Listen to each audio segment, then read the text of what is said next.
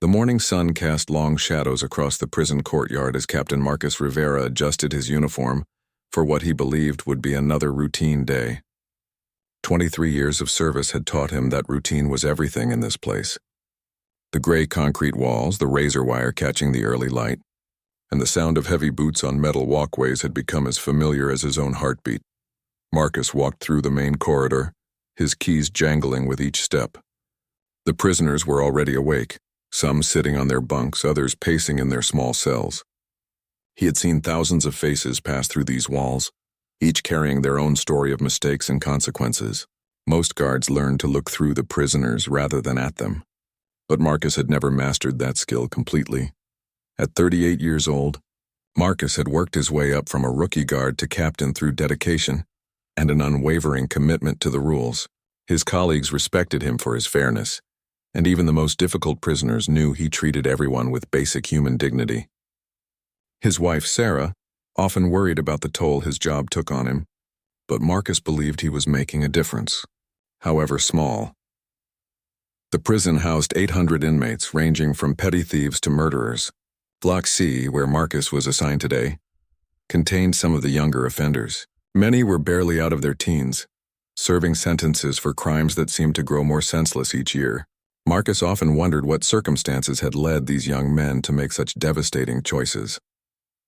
As he entered Block C, the familiar smell of disinfectant and institutional food filled his nostrils. The morning head count was beginning, a critical procedure that happened 3 times daily. Every prisoner had to be accounted for, standing at attention in their cells while guards verified their presence. It was a moment of absolute control, when the delicate balance of prison life was most visible. The other guards on his shift were already positioning themselves. Officer Jenkins, a 15-year veteran with a reputation for being tough but fair, nodded to Marcus as he took his position at the far end of the block. Officer Thompson, newer to the job and still learning the ropes, looked nervous as always during head count. The tension was palpable, as it always was during these moments of structured silence. Marcus began his walk down the row of cells, his clipboard ready. Cell after cell he marked off names and numbers. Johnson present, Martinez present, Williams present. The routine was methodical, almost meditative. Each prisoner stood quietly, knowing that any disruption during head count would result in immediate consequences. Halfway down the block, Marcus noticed something different about cell 247. The young man inside, Daniel Chen, was standing at attention like the others, but his posture seemed more rigid than usual. Daniel was 19, serving a 5-year sentence for armed robbery. He had been a model prisoner for the 8 months since his arrival, never causing trouble, attending every educational program available. What caught Marcus's attention was not Daniel's behavior, but the subtle tension in the air around his cell. The other prisoners seemed to be avoiding eye contact with that area of the block. It was the kind of shift in atmosphere that experienced guards learned to recognize, a warning sign that something was not right. Marcus continued his count, but his awareness was heightened now. Years of experience had taught him to trust his instincts when something felt off. The prison was a complex ecosystem where information traveled through invisible networks, and tensions could build for days before exploding into violence. The smart guards learned to read these signs before situations escalated. As he approached the final section of cells, Marcus noticed that several prisoners were exchanging quick glances, the kind of looks that suggested they knew something he didn't. In prison, information was currency, and the most dangerous situations were often those where the guards were the last to know what was happening. The head count concluded without incident, and Marcus marked his final tallies on the clipboard. All prisoners accounted for, but the feeling of unease remained. He had learned never to ignore these feelings, as they had saved his life more than once during his career. Something was brewing in Block C, and he needed to figure out what it was before it became a crisis. After dismissing the other guards to continue their rounds, Marcus decided to make an additional walk through the block. This was not unusual. Captains were expected to maintain a visible presence and build relationships with the prisoners under their watch. But this walk felt different. He was hunting for clues, trying to understand what had changed in the familiar rhythm of the prison. The prisoners had returned to their morning activities. Some were reading, others were writing letters, and a few were doing exercises in their small spaces. But Marcus noticed that many kept glancing toward the common area at the end of the block, where prisoners were allowed to gather during certain hours of the day. As he walked, Marcus reflected on his career and the changes he had witnessed. When he first started, he had been full of idealistic notions about rehabilitation and second chances.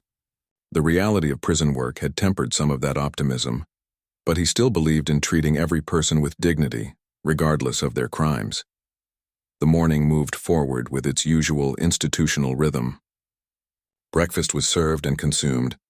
Work assignments were distributed. Educational programs began in the designated areas. But underneath the surface routine, Marcus could sense that something significant was building. The question was not whether something would happen, but when and what form it would take. By mid-morning, the feeling had intensified.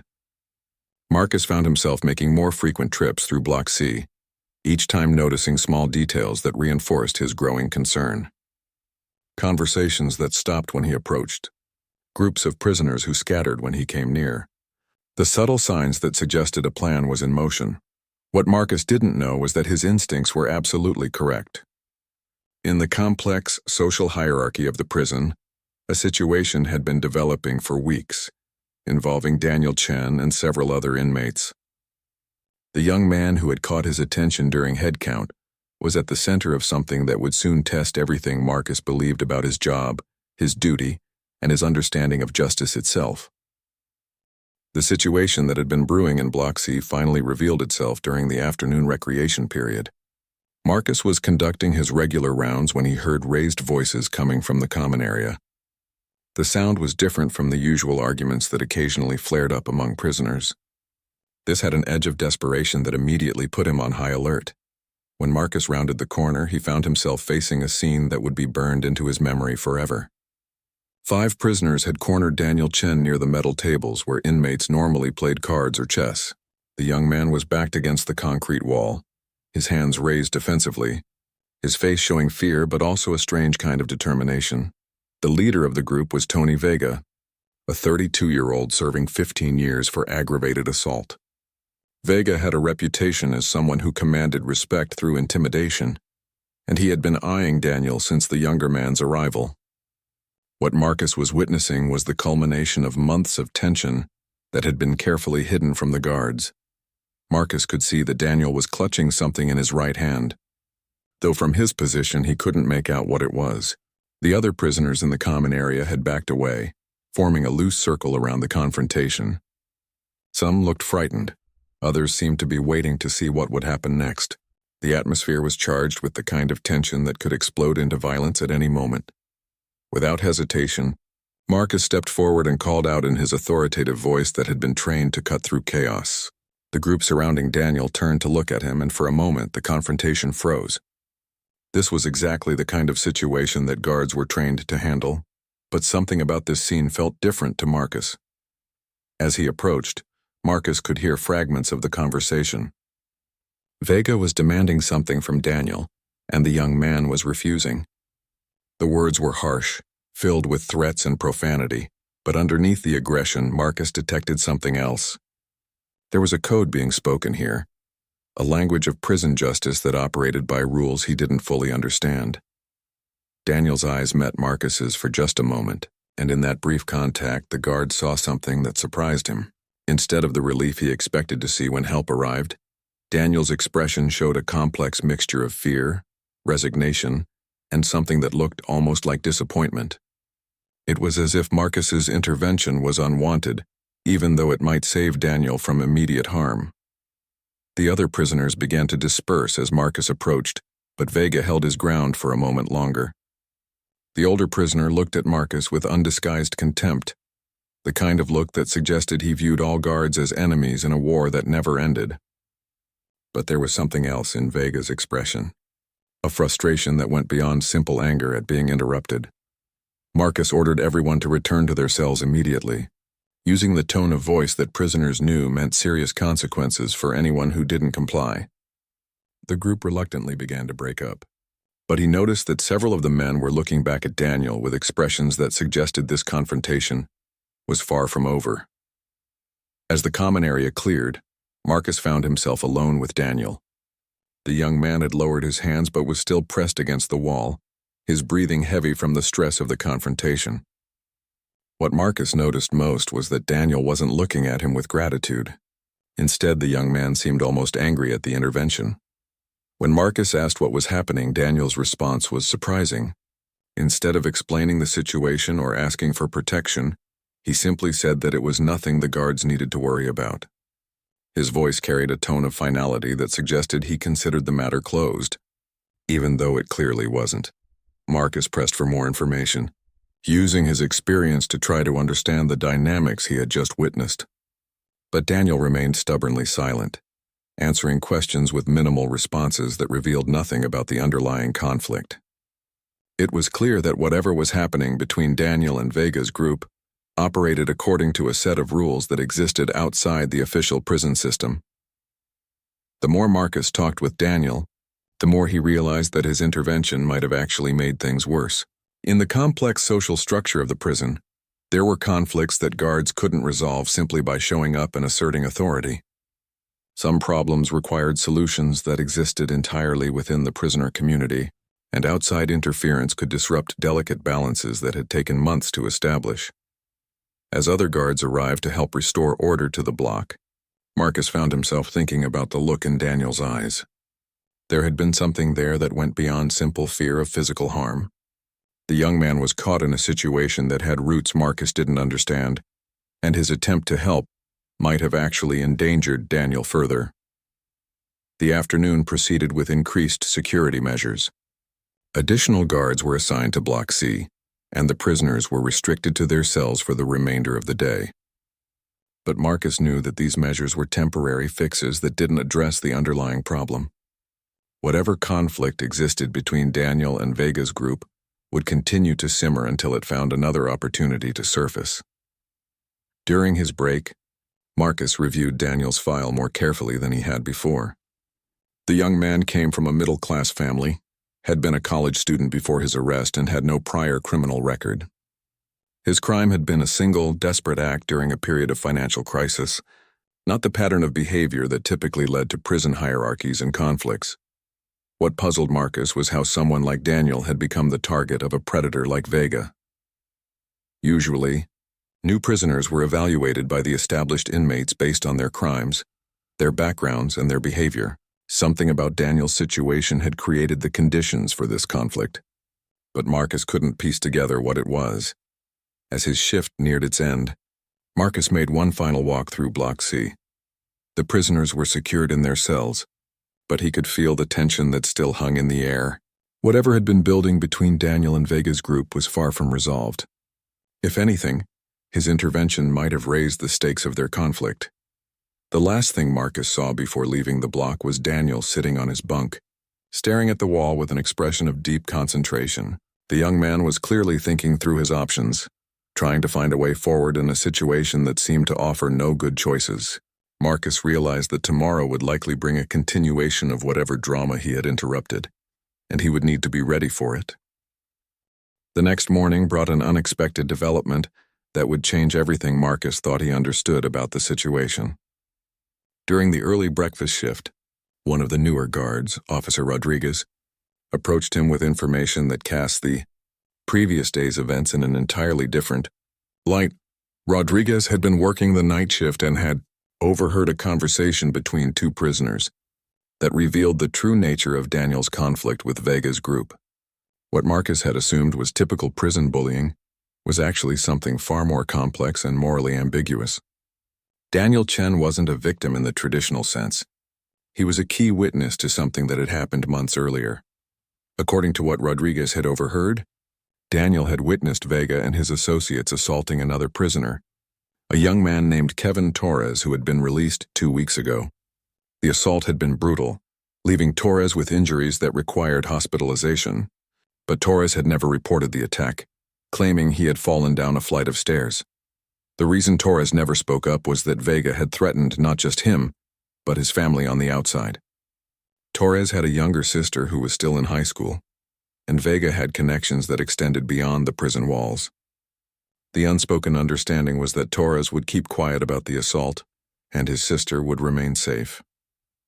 Daniel had seen everything, He had been in the wrong place at the wrong time, and now he possessed knowledge that could send Vega and his associates to solitary confinement, or even additional criminal charges. But Daniel's silence wasn't being purchased with threats against his own family.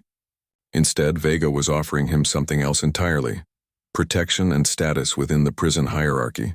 The offer came with a price, however. Daniel would need to prove his loyalty by participating in future activities with Vega's group. This would include intimidating other prisoners, helping to maintain the group's control over various aspects of prison life, and potentially participating in violence when it was deemed necessary.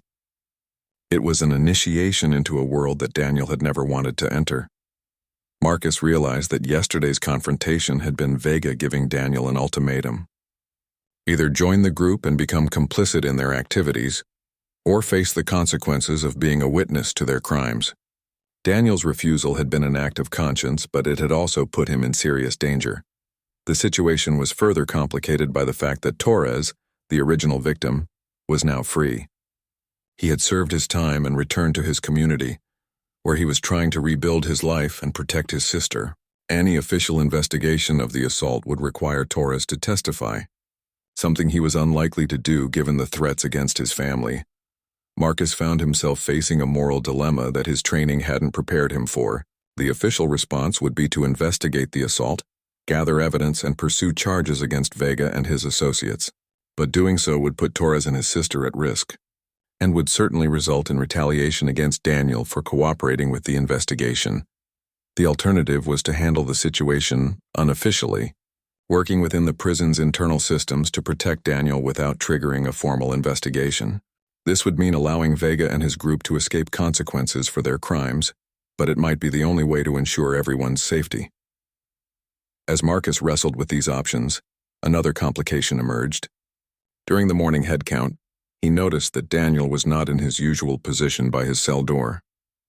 Instead, the young man was standing further back in his cell, partially hidden by shadows. When Marcus looked more closely, he could see that Daniel had what appeared to be defensive wounds on his hands and arms. After the head count was complete, Marcus approached Daniel's cell for a closer look. The young man had clearly been in a fight, though he was trying to hide the evidence. When Marcus asked what had happened, Daniel gave the same response as the previous day. It was nothing the guards needed to worry about. But Marcus was now armed with the information Rodriguez had provided, and he understood that Daniel's injuries were likely the result of another confrontation with Vega's group. The young man was being pressured to make a decision, and the pressure was escalating from verbal threats to physical violence. Marcus made a decision that would have far-reaching consequences. Instead of reporting the incident officially, he decided to address the situation through unofficial channels. He began by speaking privately with some of the older, more respected prisoners who wielded influence in the block's social hierarchy. The first person he approached was Robert Washington, a 55-year-old serving a life sentence for murder who had become something of an elder statesman among the prisoners.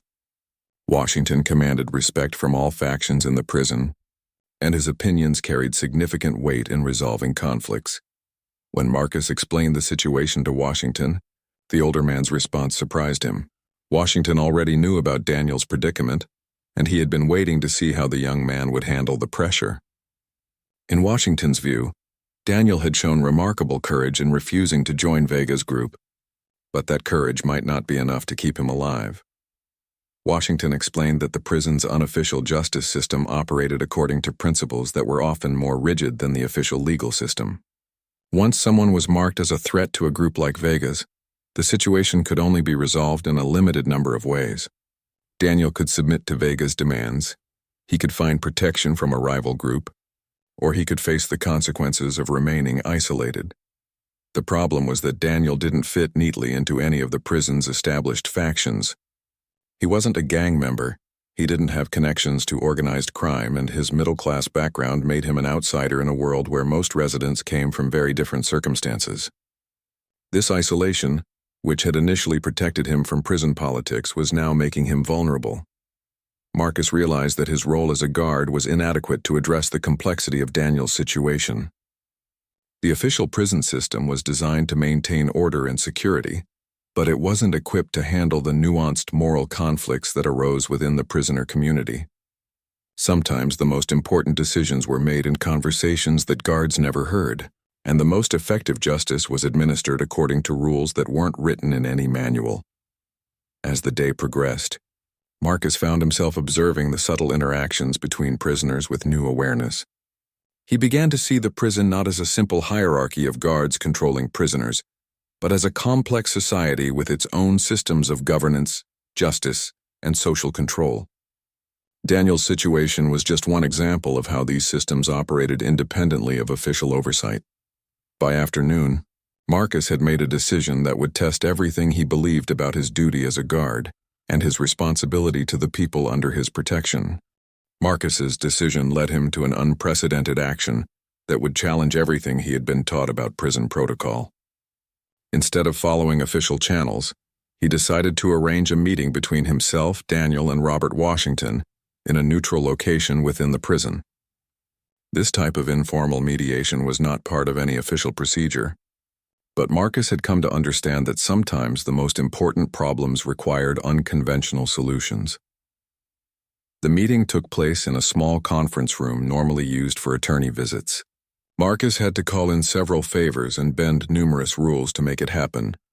Without attracting attention from his supervisors, the three men sat around a simple metal table, each representing a different perspective on the crisis that was unfolding in Block C. Washington spoke first, his deep voice carrying the authority of someone who had survived decades in the prison system. He explained to Daniel that his situation was more dangerous than the young man realized. Vega's group wasn't just angry about being witnessed during their assault on Torres. They were concerned that Daniel represented a threat to their entire operation within the prison. The group had spent years building a network that allowed them to control various aspects of prison life.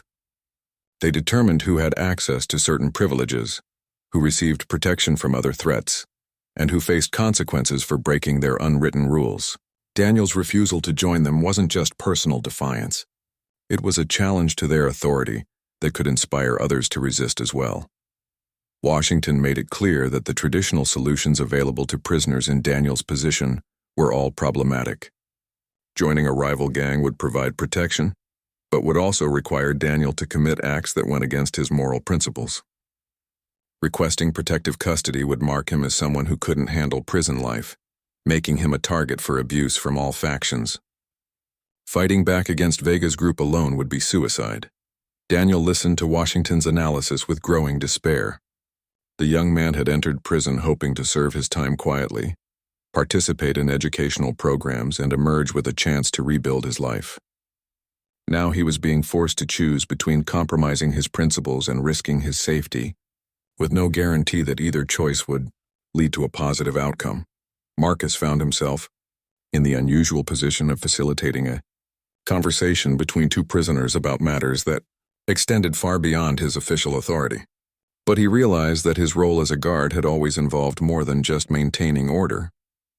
The best guards understood that they were part of a complex human ecosystem, and sometimes maintaining that ecosystem required actions that weren't covered in any training manual. As the conversation continued, Washington proposed a solution that surprised both Marcus and Daniel. Instead of trying to resolve the conflict through the prison's unofficial justice system, he suggested they take a different approach entirely. Washington had connections throughout the prison, including relationships with guards, administrators, and prisoners from various factions. He believed it might be possible to arrange Daniel's transfer to a different facility. The transfer would need to appear routine and unrelated to the conflict with Vega's group. Daniel's educational background and clean disciplinary record made him a candidate for programs available at other facilities. If the transfer could be arranged quickly and quietly, it would remove Daniel from immediate danger while allowing Vega's group to save face by not having to resolve the conflict through violence. Marcus realized that this solution would require him to use his influence with the prison administration in ways that pushed the boundaries of his authority. He would need to recommend Daniel for transfer, while carefully avoiding any mention of the underlying conflict. The recommendation would need to be based on legitimate educational or rehabilitative opportunities, not security concerns. The challenge was timing. Washington made it clear that Vega's patience was running out. The longer Daniel remained in Block C without making a decision about joining the group, the more likely it became that the conflict would escalate to serious violence. They had perhaps a week to arrange the transfer before the situation became unmanageable. Daniel's response to the proposed solution revealed the depth of his character.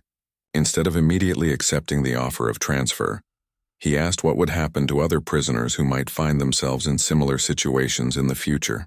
Would Vega's group simply continue to intimidate and coerce inmates who witnessed their crimes? Was running away really a solution? Or was it just postponing the problem for someone else? Washington's answer was brutally honest. The prison system would continue to operate according to its own internal logic, regardless of what happened to Daniel. Vega's group would find other ways to maintain their power, and other vulnerable prisoners would face similar choices. The goal wasn't to reform the entire system. It was to ensure that Daniel survived his sentence with his principles intact. Marcus found himself admiring Daniel's concern for others, but he also realized that the young man's idealism could be dangerous in this environment. The prison was not a place where individual acts of conscience could change systemic problems. Sometimes the most courageous thing a person could do was accept an imperfect solution that allowed them to live according to their values.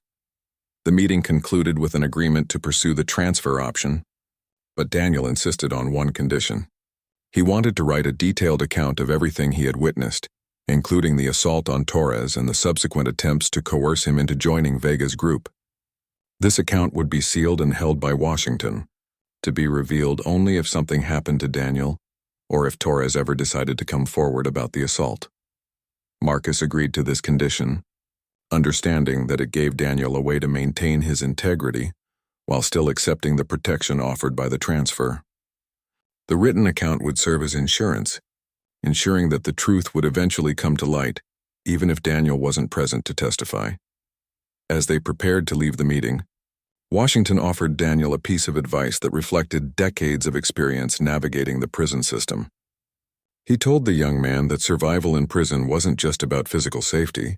It was about finding ways to maintain your humanity in an environment designed to strip it away. Sometimes that meant making compromises that were painful but necessary. The next few days would test whether their plan could be implemented successfully, and whether Daniel could survive long enough for the transfer to be arranged.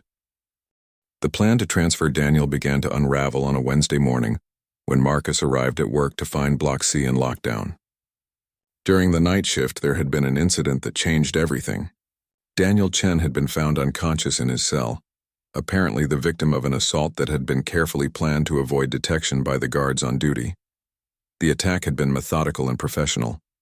Daniel's injuries were serious but not life-threatening, suggesting that this was meant as a warning rather than an attempt at murder. He had been beaten with something that left few obvious marks, and the timing had been perfect to avoid the regular security rounds. Whoever was responsible had intimate knowledge of the prison's procedures and the blind spots in its surveillance.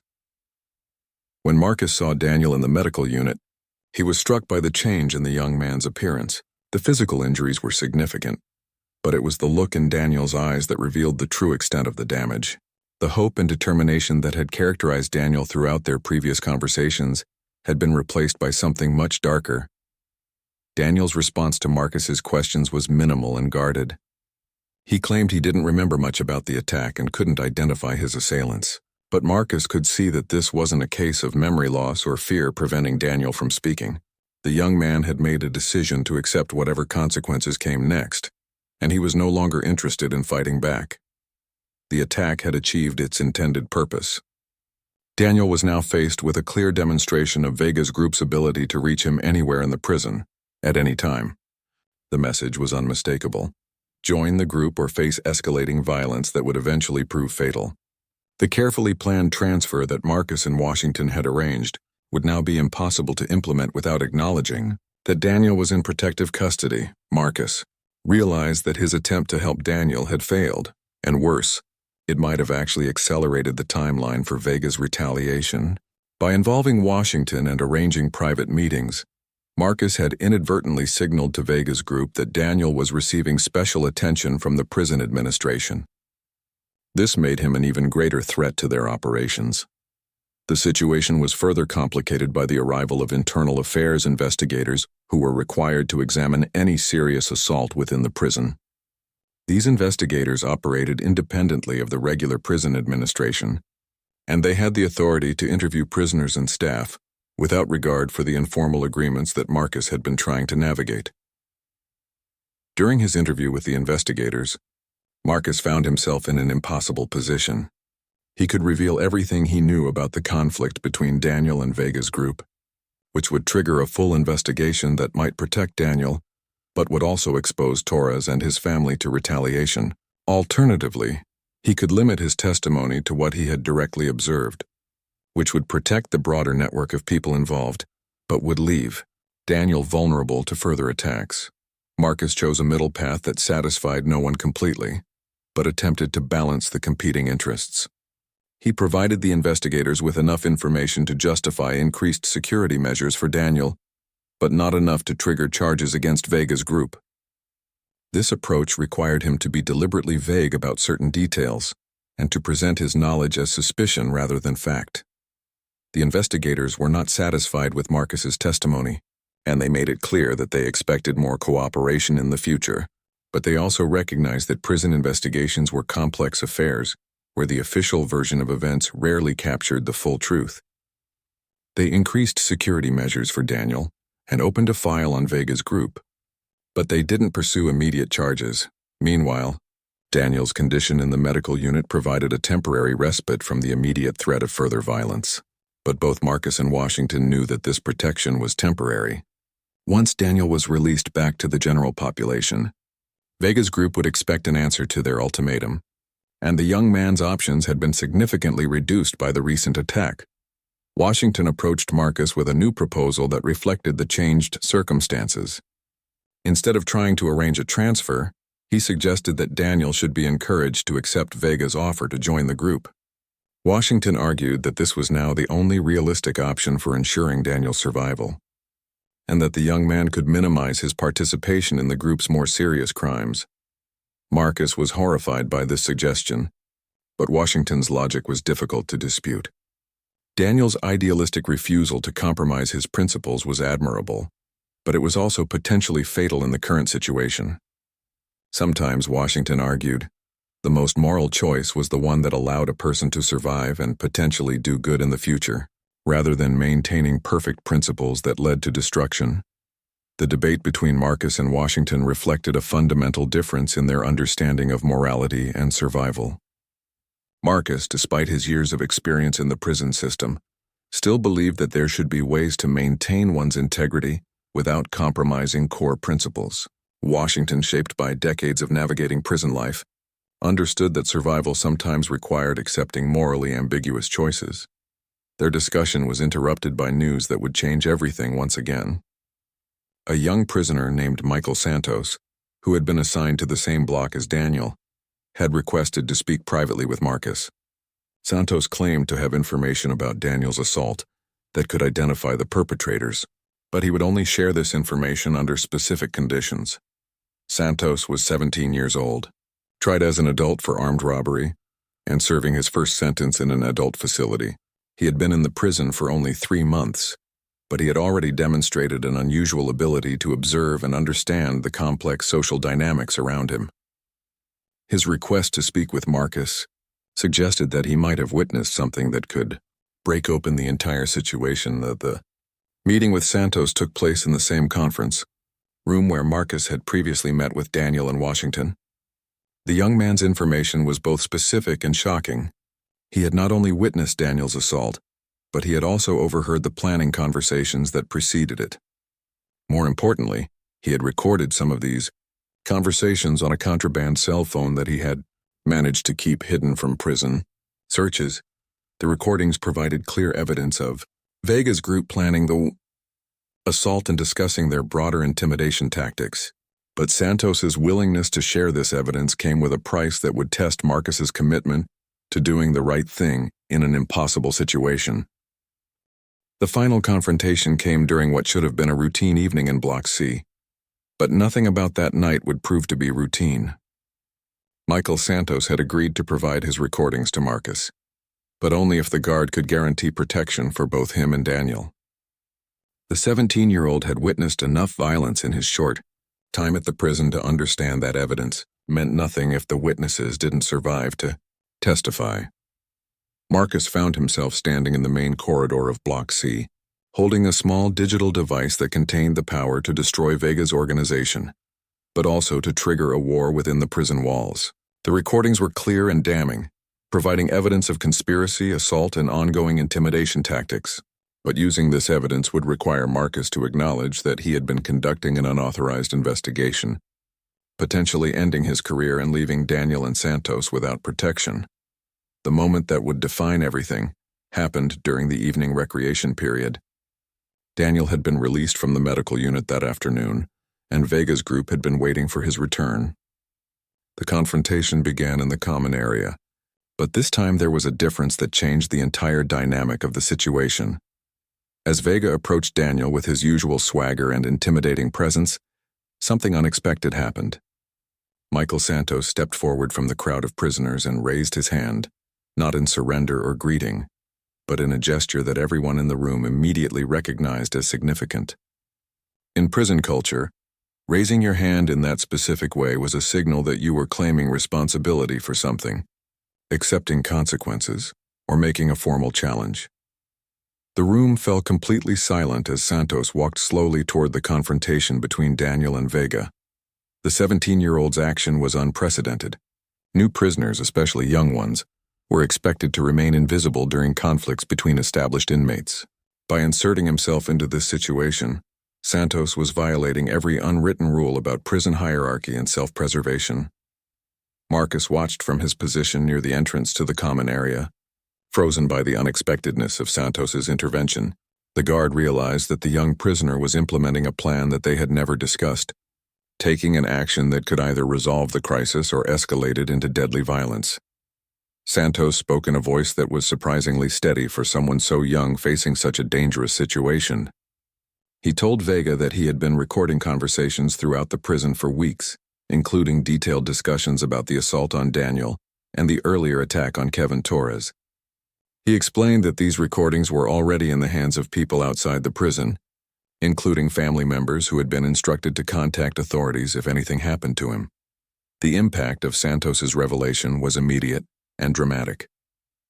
Vega's confident demeanor cracked as he realized that his carefully constructed network of intimidation and violence had been thoroughly documented by someone he had never even noticed. The recordings didn't just threaten him with additional prison time. They provided evidence that could trigger federal investigations into the broader patterns of criminal activity within the facility. But Santos wasn't finished.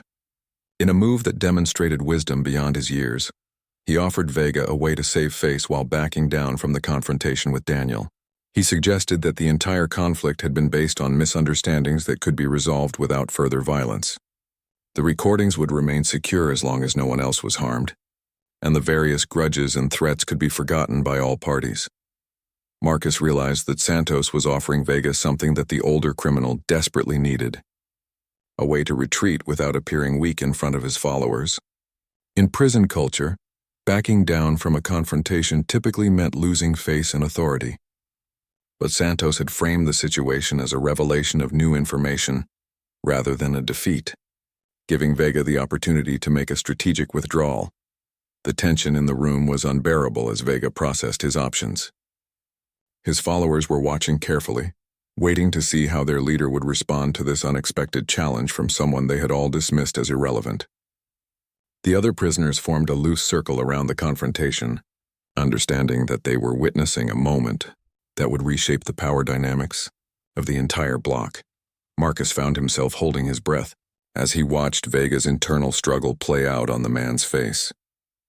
The criminal was clearly weighing his options: escalate the confrontation and risk exposure of his entire operation, or accept Santos's offer and find a way to maintain his position while avoiding the recordings becoming public. Daniel stood silently throughout this exchange, understanding that his fate was being decided by forces beyond his control. The young man had entered this conflict trying to maintain his principles and avoid compromising his integrity. Now he was watching a 17-year-old risk everything to protect him, using methods that were far more sophisticated than anything Daniel could have imagined. After what felt like an eternity, Vega made his decision. He turned to his followers and announced that the situation with Daniel had been resolved through negotiation. He suggested that misunderstandings had been cleared up and that there was no longer any conflict between the different parties. It was a face-saving statement that allowed everyone to step back from the confrontation without admitting defeat or weakness. Santos nodded respectfully at Vega's statement, acknowledging the older man's authority while making it clear that the recordings remained as insurance against future problems. The 17-year-old had managed to thread an almost impossible needle, providing Daniel with protection while giving Vega a way to maintain his status among his followers. As the crowd began to disperse, Marcus realized that he was witnessing something extraordinary. A teenage prisoner with no connections, no protection, and no experience in the prison system had just outmaneuvered one of the most dangerous criminals in the facility. Santos had used intelligence, preparation, and an understanding of human psychology to resolve a conflict that could have resulted in serious violence or death. The guard's role in this resolution had been minimal, but crucial. By being present during the confrontation, Marcus had provided an element of official oversight that helped ensure the situation didn't escalate beyond words. His willingness to listen to Santos and consider unconventional solutions had created the space for this creative resolution to emerge. In the days that followed, the dynamics in Block C shifted in subtle but significant ways. Daniel was able to complete his sentence without further harassment, participating in educational programs and maintaining the dignity that had been so important to him throughout the crisis. Vega's group continued to operate within the prison, but their activities were more restrained, knowing that their actions were being monitored by someone they couldn't intimidate or control. Santos emerged from the incident with a reputation that protected him for the remainder of his sentence. Other prisoners recognized that he possessed both intelligence and courage, qualities that commanded respect, even in an environment where physical strength usually determined hierarchy. The 17-year-old had proven that sometimes the most effective power came from understanding systems rather than dominating them. Marcus's perspective on his job was forever changed by these events. He realized that being an effective guard required more than just following protocols and maintaining order. Sometimes the most important work happened in the spaces between official procedures, where human judgment and moral courage determined outcomes that no manual could predict. The recordings that Santos had made were never used in court, but their existence continued to serve as a deterrent against the kind of systematic intimidation that had characterized Vega's operation. The threat of exposure was enough to modify behavior, proving that knowledge could be more powerful than violence when used strategically. Years later, when Marcus reflected on this period of his career, he understood that he had learned something fundamental about justice, courage, and the complex ways that people navigate impossible situations. Daniel's refusal to compromise his principles had been admirable, but it was Santos's willingness to take calculated risks that had actually resolved the crisis. The young man who had raised his hand in that common area had demonstrated that sometimes the most profound acts of courage come from the most unexpected sources, and that wisdom and moral clarity can emerge from circumstances that seem to offer no good choices. In a place designed to strip away dignity and hope, Santos had shown that human ingenuity and compassion could still find ways to protect the vulnerable and hold the powerful accountable. Marcus walked away from his duty that night understanding that he had witnessed something rare and precious, a moment when the right person found the right solution at exactly the right time, proving that even in the darkest places there was still room for hope and justice to prevail.